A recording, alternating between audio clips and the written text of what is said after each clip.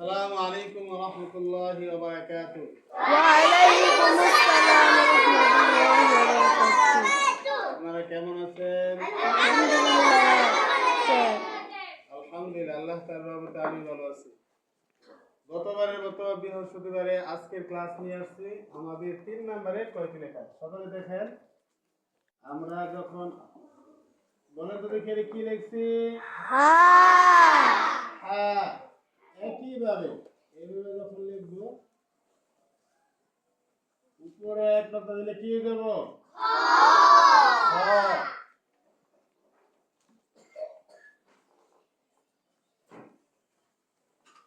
এখন কি হয়েছে? জি। আর এটা যদি সুন্দর কথা চান হালকা একটু এদিক দিবেন। সবাই আমার সাথে বলেন, 3 নম্বরে 3টি হরফ। 3 হরফ। হা খ জিম।